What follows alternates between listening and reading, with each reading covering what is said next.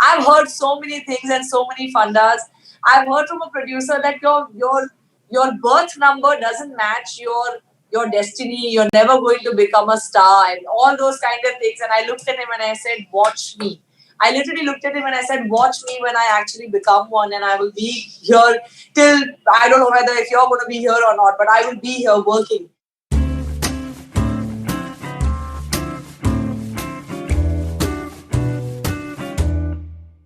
Today's guest is the very beautiful and talented actor Gauhar Khan. For me, she stands for hard work, consistency, and absolute fierceness towards her work. The biggest thing that always strikes me about Gauhar is her ability to stay consistent and relevant in a profession which is so difficult and short-lived. I wanted to dig deeper into the innate qualities that keep her going in spite of failures or rejections life throws at you. Gauhar and I spoke about how she manages to keep up with fitness, family life, consistent work pressure, traveling, and everything else that comes in between, but still staying at the top of her game. Gauhar, welcome to Questions I Wanted to Ask. Hi, thank you for having me. My pleasure. Thank you for doing this, especially during Ramadan, because all of you are fasting, and also, and especially when we're doing it in the evening time, we're going to keep it short and quick and nice. Tell me, how is technically for you, the first lockdown after marriage? What is this lockdown? I feel like I have gone from lockdown to being married in lockdown and then lockdown again, because I don't think in my head I have come out of this whole pandemic phase, because even though we have had a little relief in the middle where we started shooting again and we started feeling those 2 months. Yeah, it was barely feeling like anything normal, because even when we were on sets, we had to wear the masks. And, I was paranoid because I was like this Hitler on set where everybody was like, ye aa gayi, oh God, because I would make sure people were wearing masks and I would make sure that people were, being safe and sanitizing and all of that. So I don't think I felt like I've ever left that whole pandemic phase. Yes, the good part was this, that from being single, I am married and I'm back into another lockdown with no shooting and all of that. That kind of extreme phase, we're back into it. And in fact, yours is my first virtual, interview that I was thinking that, I was doing last year, the whole of last year. Actually. Last year, yeah.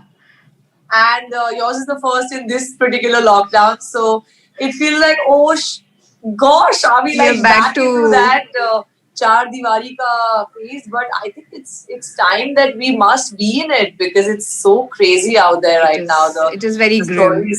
The stories that I hear and the kind of situations that people are into, it's my God, ghastly. Yeah. I mean, there's no other option but to maximize the situation, whatever you can. Just stay home and do whatever best you can. But then this is like, are you feeling like a wife right now, staying at home, trying to set up the house? Because I'm assuming you've just constantly been working through. This is a symptom of a clear workaholic. Straight after marriage, I think you third or fourth day, you kind of went into second day.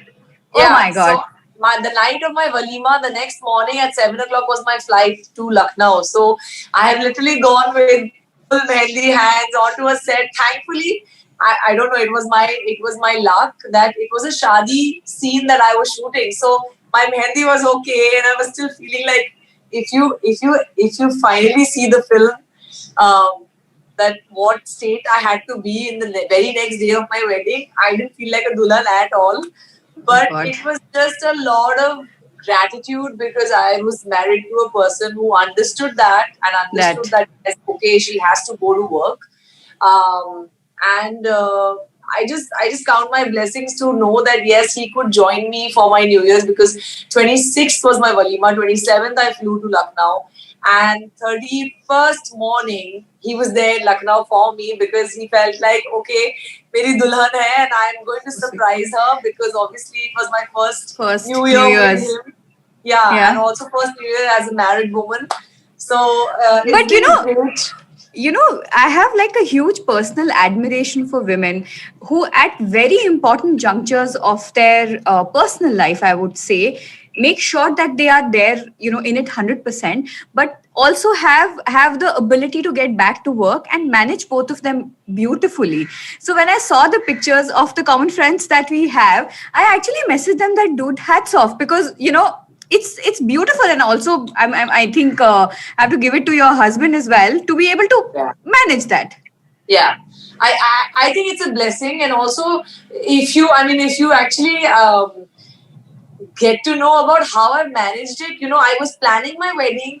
Basically, from knowing him to my wedding, it was just 5 months of time. Yeah. And from planning a wedding to actually getting married, it was just 2 months. So within those 2 months, I have been shooting because I was crazily scheduled because I went into Big Boss. I came out. Yeah. Until then, we were not really planning a wedding. We just knew that we were going to be together, and that's it. And after I came out of Big Boss, we're like, okay, let's plan this. And this was in October, and I got married in December. So it was madness. Going on set, figuring out, because I have planned my wedding from scratch.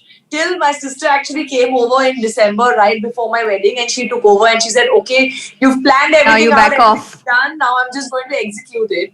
Nigar came down and sorted my life a lot. But yes, it was crazy, and I don't even know how I managed it because uh, thankfully, Allah Shukar, I had great in-laws who didn't like throw a tantrum that bahu agle din kaise ja sakti hai and all of that. So all those tantrums were not really expected in my life, which made me going back to work very easy for me. But tell me something. Have you always been, because I've seen you also directly, indirectly, at work, etc. Have you always been that workaholic person, saying self-driven and all of that? Yes, always. I've not known a life other than that because right when I was like, I think 12 or 13, I knew that I wanted to work soon. I wanted to make money. I wanted to stand on my own feet. I wanted to, give the best life to my family. All those kind of dreams were in my head right from birth. I was like, I'm not happy with just this much. I want lots more. I want to do it on my own. I want to, do all of that. I want to travel the world. So I didn't know, I've never really taken my life for granted, no matter, even if ऐसा होता है जिंदगी में where you think that हाँ अब इतना बन गया है तो अब तो मैं आराम कर सकती हूँ. I've never been satisfied with that. I've always wanted more. I wanted to achieve more. I wanted more security, more things that I knew that I wanted to set up for myself for my future, because there was no one else who was going to do that for me.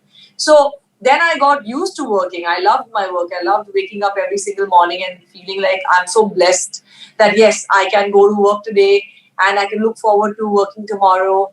And even when I'm sick or when like in Ramadan or any time else, I've never known not working. Even when I was doing Zangura, which is like a live musical of 2.5 hours, I used to fast and I used to still do my live shows. So that kind of drive, I don't know.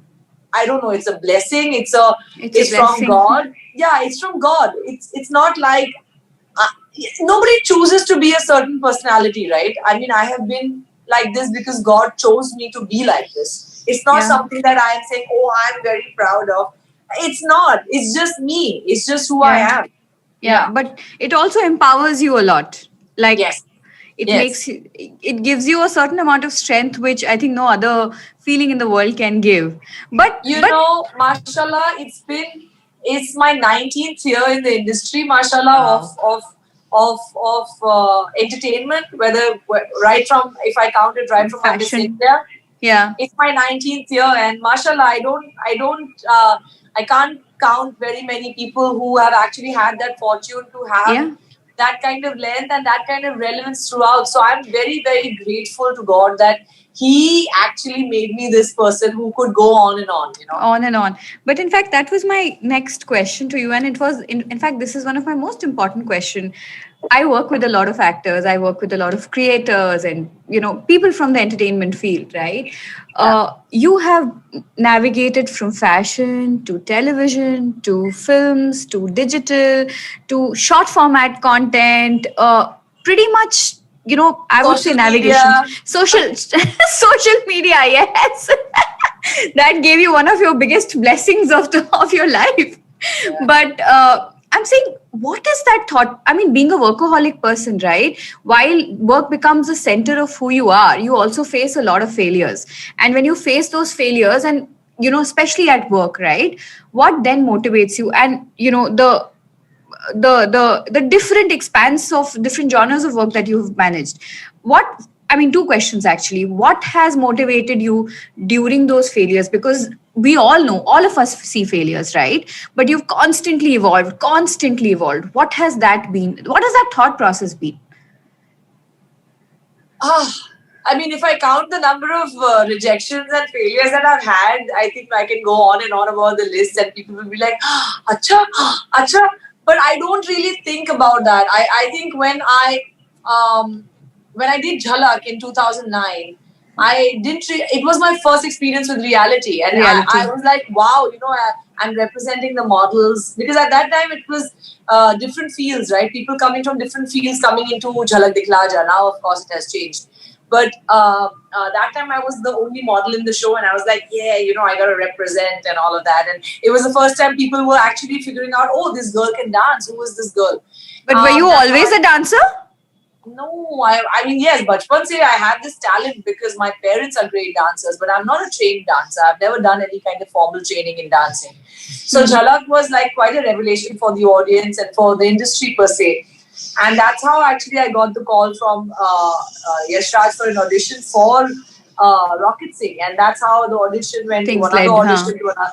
That's how I got my film career going. So failures, I didn't make it. I was number 2 in Jhalak Dikhla Ja, although technically maybe I was probably one of the strongest dancers, but I didn't win it because I was not as popular at that time, and it was all votes and all of that. So I didn't win that. And I felt like that night, I felt like, oh my God, am I ever going to win? Like, am I ever going to get a title? Because even Miss India, I was Miss India International. I was not Miss India Universe. So I felt like, oh God, I didn't get that car. I was like, I wanted that car when I was 17. And failures are like so many. I was told by so many people when I was starting out saying, oh, you don't have a filmy face. Oh, you don't look too Indian. You look foreigner. You look like you don't belong in India. So you're not going to make it in films. I've heard so many things and so many fundas. I've heard from a producer that your birth number doesn't match your destiny. You're never going to become a star and all those kind of things. And I looked at him and I said, watch me. I literally looked at him and I said, watch me when I actually become one, and I will be here till, I don't know whether if you're going to be here or not, but I will be here working. And Alhamdulillah, that has kind of happened. So I think one has to realize what is it that you seek in life. For me, I seek me in a new way every day. I want to see what am I doing. Can I do this? Can I do that? I want to do this. I want to do that. I want to do it all. So I think that's why I kind of get accepted in the different, roles that I play, not just in the reality space. Of course, the kind of love I got in the reality space was crazy because when I won Bigg Boss, people got to know Gauhar Khan as Gauhar Khan and not as Koina Sheikh from Rocket Singh or from Samara as, when I did so many other films.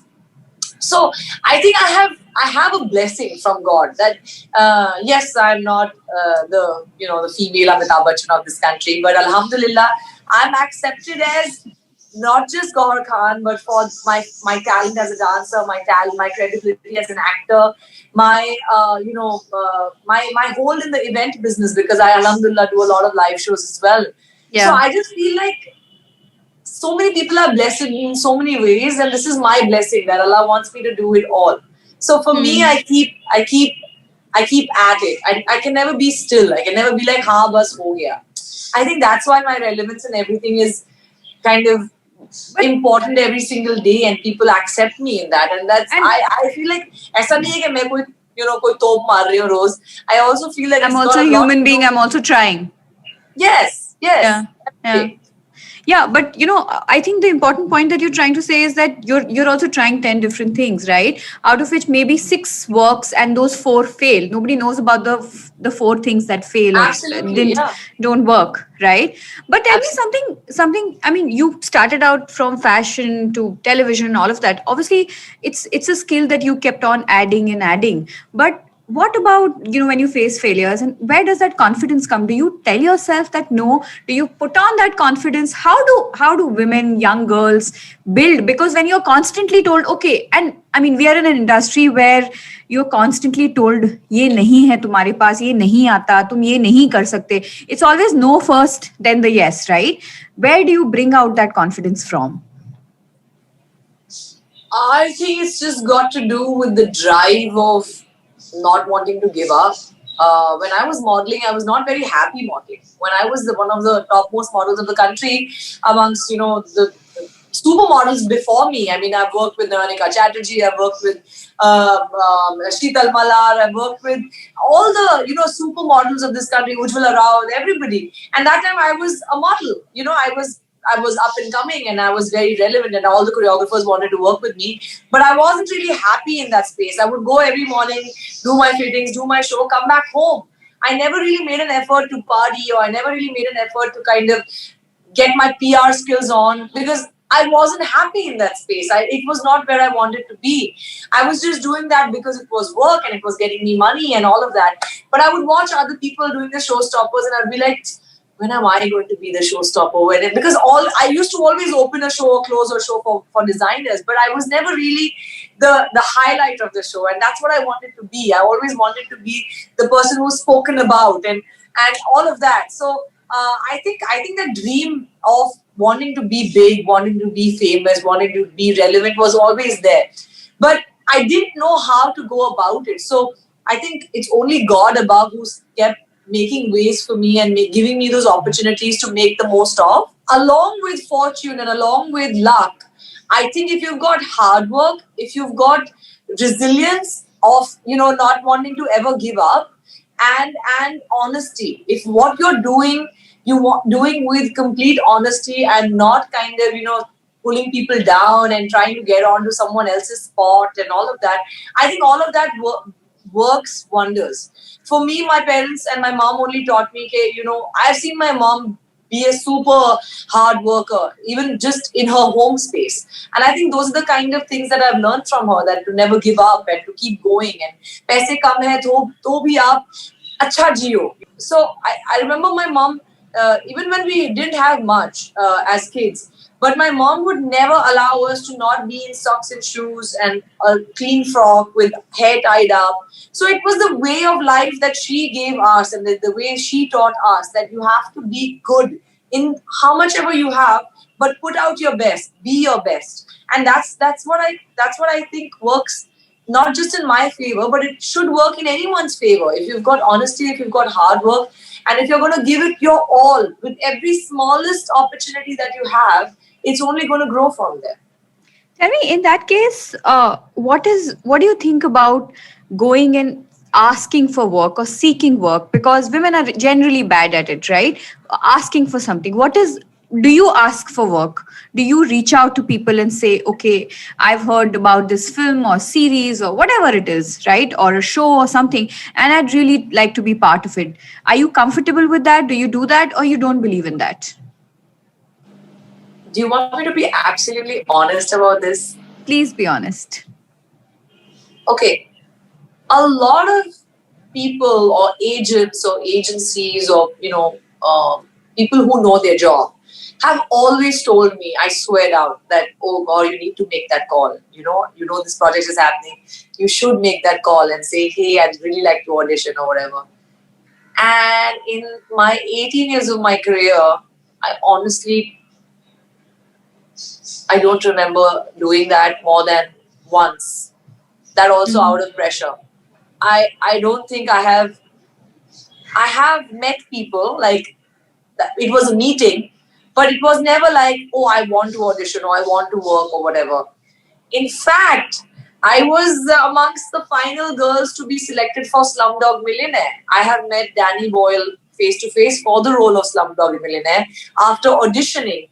And that didn't work out because he said, I can't place your face into a slum because I just can't. So he said, you're a brilliant actor, you're an amazing actor, but looking at you, you're too pretty to be placed in a slum.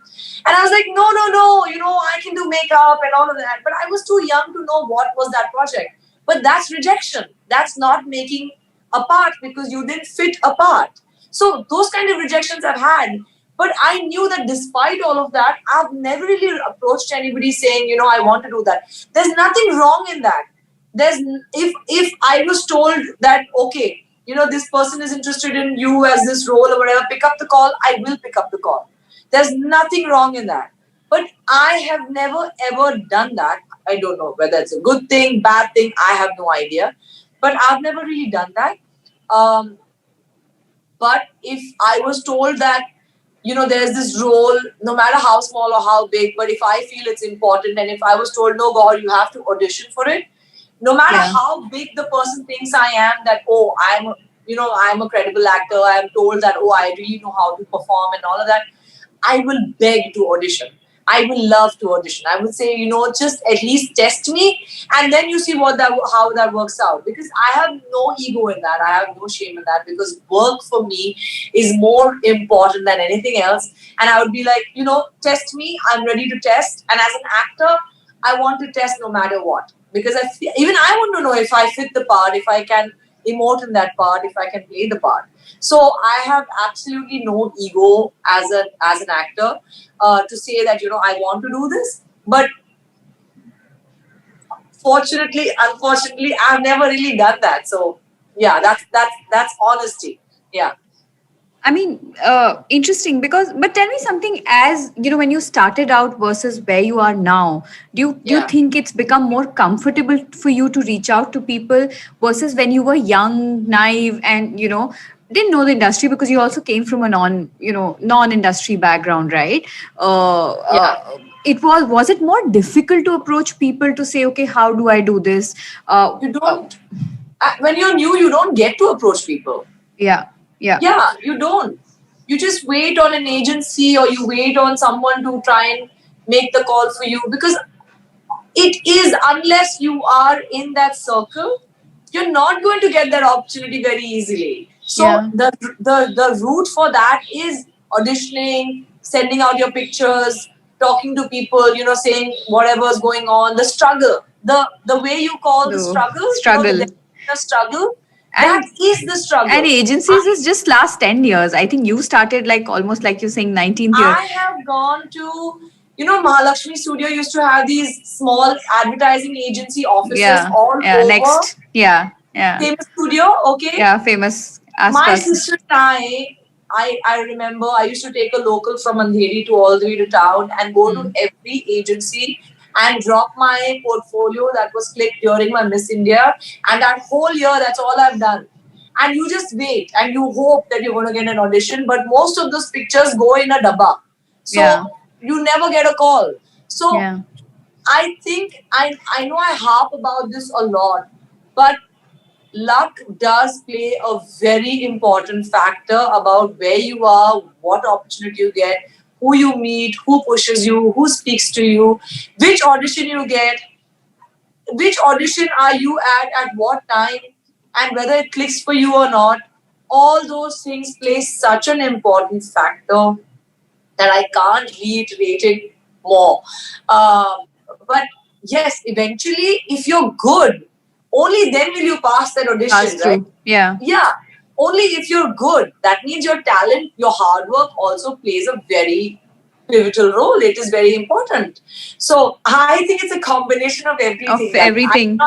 There's no formula to it. There's no formula to why am I relevant after so many years and for so many years. And inshallah, for the next 20, 25 years, I keep hoping and praying for that. But there's no hard fast rule for that. Yeah. But what you call luck, I actually call it faith. And I mean, considering you are also someone who's deeply spiritual as a person, irrespective of the God that you follow, it doesn't matter, right? I think it's faith that kind of kept you going more than anything, right? Yes, it's my faith in the Almighty. It's my faith in the fact that even if I'm sitting here today, like doing nothing, I have an Almighty who will look after me. Who's taking care of you? Who's taking care of me. But He says, if you're not going to make the effort, I'm not going to come and drop the cherry in your lap. Yeah. So I if you really read about faith and whatever faith one follows, it only teaches you to persevere and keep going. Even in your bad times, have faith, keep having the hard, going through your hardships. But keep pushing yourself, keep going for the right thing. जो बोलते हैं ना नियत, आपकी नियत साफ होनी चाहिए कि what do you actually seek in life. I always wanted to not have money for myself and say, oh, मेरे को ये चाहिए, मेरे को वो चाहिए. My goal in life was always about, I want to help people, I want to make sure everybody is okay, I wanted to make sure that, my family is okay and I can look after myself and not be dependent on anybody. Those were my kind of goals, and I think that's why God makes those, opportunities for you.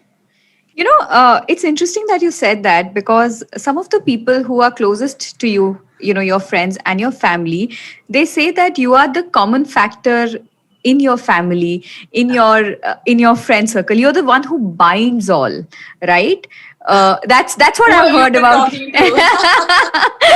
That's I've done a little bit of research, but yeah, I've been told that you're somebody also who's very, very homebound, or who's very, her first priority is family, right? And you are constantly talking about that. I want to be able to take care of this thing. How much of that has been, what does that entail, in the sense, because you're constantly on the job, traveling, all of that physically, right? But also mentally, it's so much to do with, with taking care of your parents and all. What is that life of always constantly wanting to be there for your family? I know it's a very trivial question and it has a larger meaning, but I want to hear it from you. Again, I don't think, dear, that it's got to do with anything that I am trying to be. It's not like I want to. I honestly feel that the person that you are, yes, you evolve, you get better, you can improve yourself. But eventually, it is the heart and the soul that God has given you, right? So I'll tell you a little secret. बचपन में मैं ऐसे अपने आप को mirror में देखती थी, because obviously I was self-obsessed. I loved myself. I used to look at myself, and literally it was a deep conversation between my reflection and me, that who am I? Like, what does my heart feel? Why am I thinking what I'm thinking?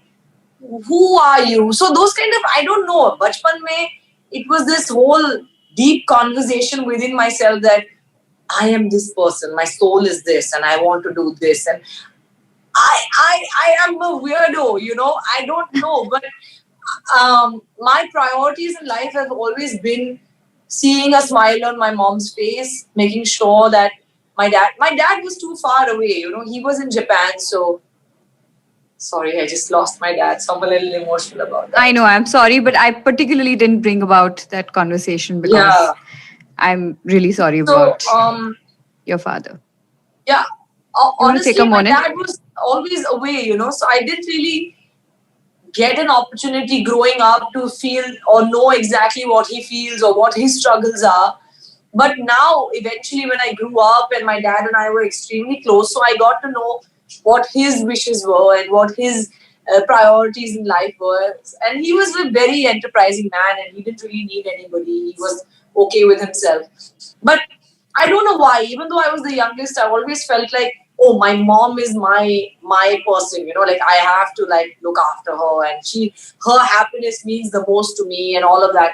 So I don't know, I didn't choose to be this person. I think God destined, this was my destiny.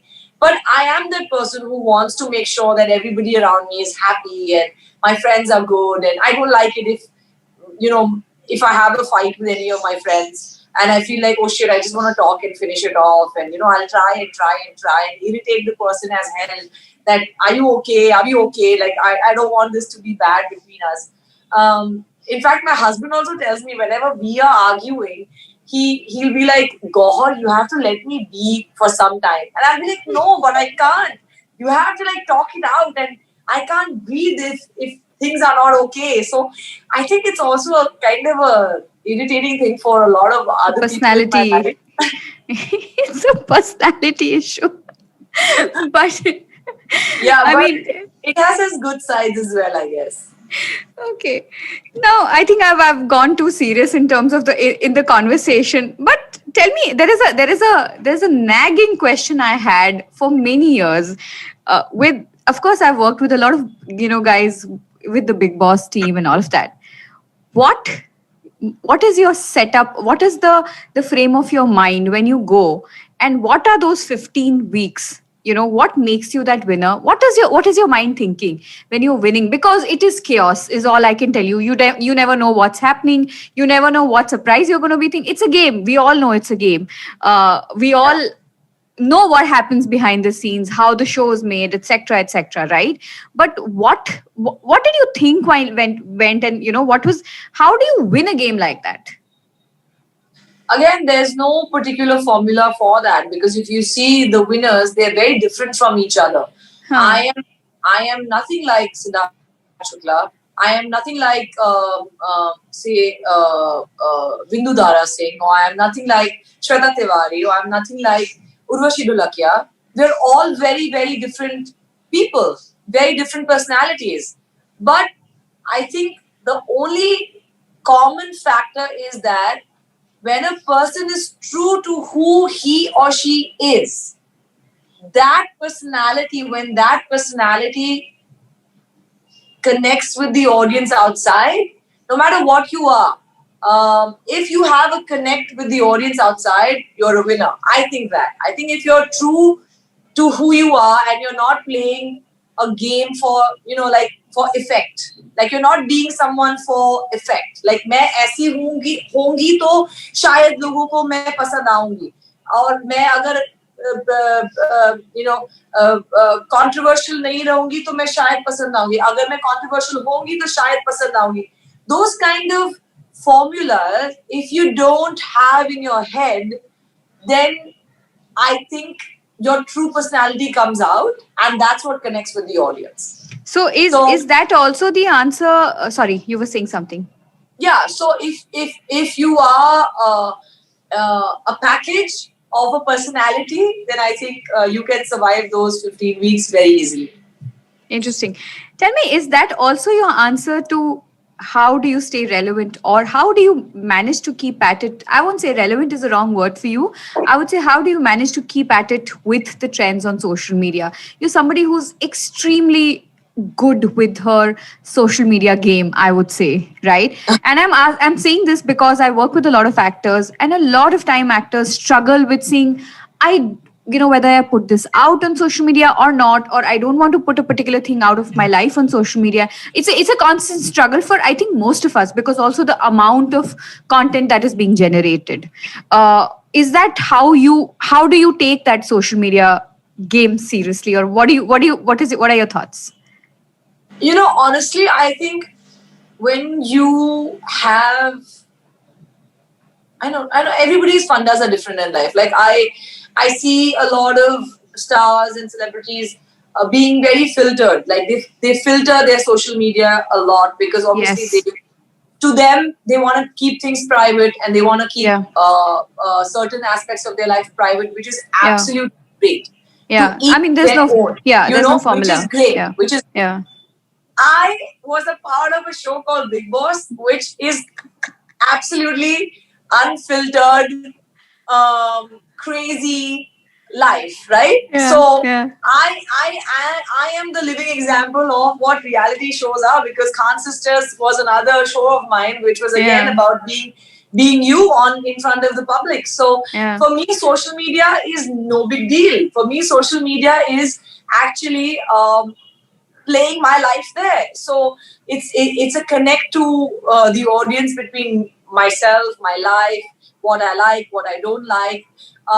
So if I try and be this थोड़ी diva there and feel like, oh, मैं इतना ही दिखाऊंगी या उतना ही नहीं दिखाऊंगी, मुझे ना ऐसे like चपेट पड़ेगी.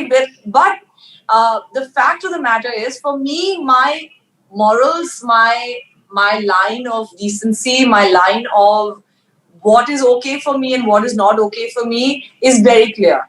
I will not cross that line, no matter whether it's in a reality show, whether it's in a film, when I'm playing a character, or whether it's on social media. So for me, when that line is defined, anything is okay. You know, for me, if today it's so irritating when suddenly in the month of Ramadan, these moral police teachers of so called हम इतना ही कर सकते हैं, हम उतना ही कर सकते हैं, आप Instagram पे आप डांस कैसे डाल रहे हो, रमजान चल रहा है.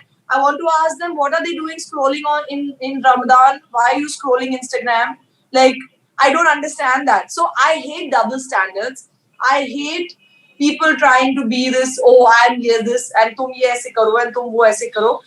What is permissible to me in my heart, knowing that I'm not doing something which is going to influence people in a bad way, I'm going to do that, and I have nothing to hide there. So is there an absolute no for you in terms of social media? And I'm asking for more from a learning perspective, because, how do you keep that barrier, or say this thing that ye इससे ज़्यादा नहीं होना चाहिए? I mean, crossing the limits and all I understand, but is there something which is absolutely no, that you will not put that part of your life on social media? Yeah. If anything, you pay me any amount of money, but if something is not going to be okay in my head morally, in terms of what am I going to influence people with, I'm not going to do it. I'm not saying when I'm going to play a character. Like if I'm playing a character, I understand. And if I'm smoking, of course it's injurious to health, and people are going to be like, oh, why are you smoking? But I'm playing a character there, okay? But if Gauhar Khan is given a cigarette and say, "Aap isko, hum aapko bahut paisa denge aur iske liye promotion karo," I will not do it. So I'm very clear with that. I'm not going to promote alcohol. I'm not going to promote that, but on my personal space. Yeah. But as an actor, as an actor, if I have to hold a glass, I'm going to do that. If I know that something I say is going to influence the kids or youth in a bad way, no matter what, I will not do it. So there are certain filters in social media which I will not cross, and I will never do that. Interesting. Tell me, Kaur, with so much of you being a workaholic, and this is, I think this comes also, this is a personal question for any woman who's handling so many things in her life. You've just recently gotten married. You have a new family to know, meet, indulge with and indulge this thing. And you have your own set of family, work, newer things coming in, and plus the challenges of this thing. All of this, how do you take care of yourself? You're somebody who's also very, very disciplined. Yes. I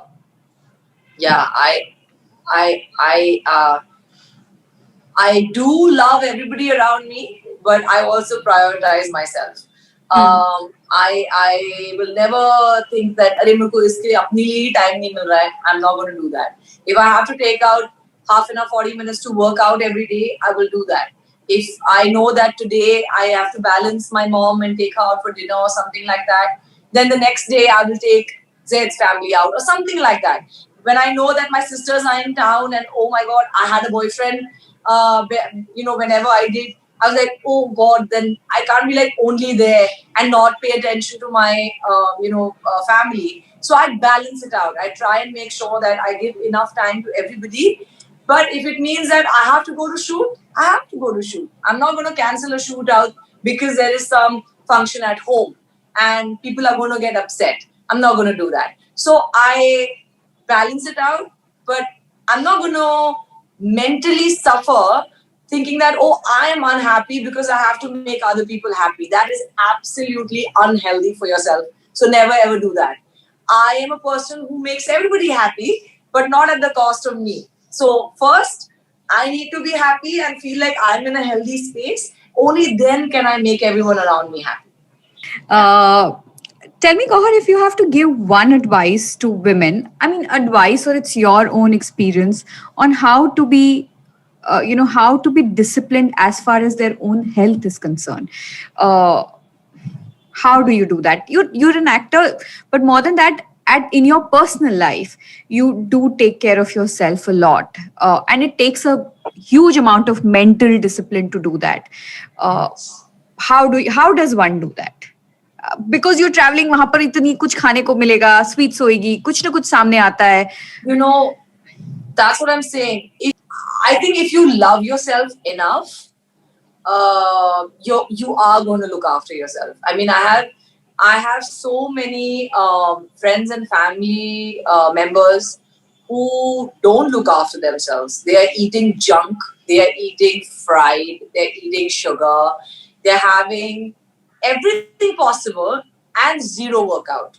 And I keep pushing them. And although, like I said, I'm irritating, right? Sometimes I keep pushing them कि ये मत खाओ, workout karo.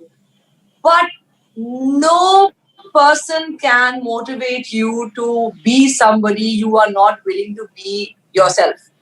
So I feel like if you don't love yourself enough, you're not going to do it. You are going to be complacent. You are going to be, lethargic. You are going to be, okay, हाँ हम तो ऐसे ही हैं. Your husband needs to love you not just because you are you, but because you need to show that you're looking after yourself as well. When you take care of yourself, people will value you more. People will get inspired by you more. A lot of marriages go wrong because people stop putting efforts for each other, and people be like, "हाँ ठीक है, हो गया, बच्चा हो गया, क्या फर्क पड़ता है?" I think this new age of women are looking after themselves much more than what our moms or the older generation. The older generation have, which is great, which is a shift in the mentality that you can't just be, giving up on life. Especially now, we are living in this pandemic time where our immunity needs to be the strongest. We need to look after ourselves. We're struggling to move. I mean, sorry? We're struggling to move. We're struggling to move. We're struggling to be. We're all like, नहीं, diabetes हो गया तो बाहर नहीं जा सकते. High blood pressure तो बाहर नहीं जा सकते. Yes, because you're not looking after yourself. So even I have seen a person who has asthma and diabetes, and mashallah, he is in his fittest, best condition. You need to give yourself that. You need to look after yourself so that things fall in your favor and not become averse to अरे नहीं हाँ ठीक है हो ही रहा है क्या फर्क पड़ता है. That attitude needs to change, because only then will people around you look at you like that. They'll value you for that. Wonderful. This was quite amazing. I think the last part is something that we often always underestimate as women, the importance of looking after yourself. And I can't tell you how much this needs to be repeated, especially in a time like this, where women, particularly in a country like ours, are struggling to keep their, mental sanity intact. So thank you so much for saying this. Thank you so much for, I also feel that people blame others for the condition that you are in so much. Yeah. मेरे को stress है, मेरे बच्चों का stress है, मेरे husband का stress है, मेरी माँ का स्ट्रेस है, मेरे बाप का स्ट्रेस है, स्ट्रेस मुझे है, स्ट्रेस है. अरे लेकिन आप उस स्ट्रेस से बाहर खुद ही आ सकते हैं. कोई आपके लिए चेंज नहीं होने वाला है, कोई आपको चेंज नहीं करने वाला है. So stop taking that overload of stress and victimizing yourself, and actually find the strength in you to become better, whether it's mental health, physical health. I think only you can do it for yourself. Whether you're a man, woman, doesn't matter. Only you can do it for yourself. What are the top 2 things do you think women can do, especially in a situation like this, to be able to take care of themselves right now? Get yourself a timetable, because a lot of women, I feel like, जब मेरा ऐसा दिन गुजरता है ना कि मैं बस उठी हूँ और आज के दिन कुछ नहीं हुआ और मैं सो जाती हूँ, मुझे इतना अनप्रोडक्टिव लगता है. मुझे ऐसा लगता है कि हाय, मैंने अपनी जिंदगी का एक दिन इतना बुरी तरीके से गवा दिया. So I think specially in the lockdown time, make a time table for yourself कि मैं 8 बजे अगर उठूंगी तो मैं पहले अपने बच्चों के लिए सब नाश्ता वास्ता बना दूंगी. फिर मैं 10 से 11 बजे थोड़ा कुछ, अगर मेडिटेशन करना है मेडिटेशन करो, नमाज पढ़नी है, पूजा करनी है, जो भी करना है आप करो. उसके बाद आप अपने 1 घंटा रिलैक्स करो, बैठो आराम से, टीवी देखो, चिल आउट करो, सोचो कि हाँ ओके मैं कितना एंटरटेन कर रही हूँ अपने आप को. Then get up, have lunch, sit down at tea time, have a conversation, play some board games with your family, with whoever you are with. Go for a short walk downstairs in your building premises if it is allowed.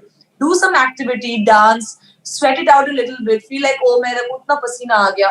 Then go for a shower, feel beautiful, do something for your face, look nice, have some shiny skin products and whatever, put on a lipstick, feel great, come back to dinner time to enjoy, and your family will be like, wow, you'll be like, oh, you dressed up. I think all those kind of positivity changes your life around. It changes your life for the better. If you look after yourself, then the world will look after you. I feel like that. That you The world will look up to you. Up to you. Yes, absolutely. They'll value you for who you are and the efforts that you're making. I think that's exactly what you've been doing, Gohar. There's so much to kind of learn from you, from not just your career graph, but of the person who you are. And I think that's why at the start of the conversation, when we were offline, I was telling you that that's exactly what I want to know. I don't want to know about what you've been doing at work, etc. That's for people to see. But it's very, very beautiful on how you've explained those little things, and I'm sure anybody who's listening, this will definitely benefit. Thank you so much for taking time out, especially during Ramzan. And greetings to the family, you and everybody at home for this holy time. And I hope things get better for all of us. Inshallah. And I wish everyone good luck and good fortune. And one little advice is that stop judging other people's lives. Sitting out there and thinking that, "Arey, usne ye kyun kiya? Arey, wo aise kar rahi hai, tauba." It's very easy. It's only going to bring negativity to your own head. Try and be accepting of a lot of other things in life, and be tolerant and be peaceful, and it'll make your life amazing. So yeah, thanks for having me. Thank you, Gohar. Thank you for watching this. If you've enjoyed this conversation, make sure you hit the like button, comment what was your favorite part, and also subscribe to the channel. Don't forget to press the bell notification to never miss a new episode, because we have a lot more coming. This podcast is available on Spotify, Apple, Google, JioSaavn by the name Questions I Wanted to Ask. You can listen to it wherever you like. Link will be in the description. You can follow me on social media, Instagram, Twitter, etc. And all the links are in the description. Thank you for watching. I'll see you in the next one.